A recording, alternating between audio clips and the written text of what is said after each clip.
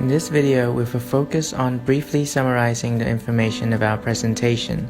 The topic of our group will discuss the World Bank's Doing Business indicators, which measure the extent of business regulations in countries around the world. We'll compare these 7 countries: Georgia, Norway, Portugal, Singapore, China, Malaysia, and Kazakhstan, basing on 3 criteria: how easily contracts are enforced, how property can be registered, and how investors can be protected. We'll also identify which area demonstrates the greatest variations from one country to the next. First, on how easily contracts are enforced. The Enforcing Contracts Indicator measures the time and cost for resolving a commercial dispute through a local first instance court, and the Quality of Judicial Processes Index, evaluating whether each economy have adopted a series of good practices that promote quality and efficiency in the court system. Second, on how property can be registered.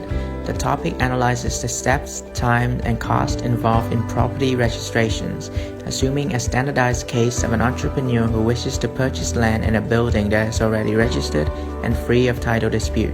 Furthermore, the topic also measures the quality of land administration system in each economy. There are 5 dimensions to the Quality of Land Administration's Index: reliability of infrastructure, transparency of information, geographic coverage, land dispute resolution, and equal access to property rights. Lastly, on how investors can be protected. This topic measures the strength of minority shareholders' protections against misuse of corporate assets by directors for their personal gains, as well as shareholder right, governance safeguards, and corporate transparency requirements that reduce the risk of abuse. And now we will identify the area with the greatest variations. Through the categories of comparison and its respective scores, the minority investors protection category displayed the greatest difference between Malaysia and Portugal.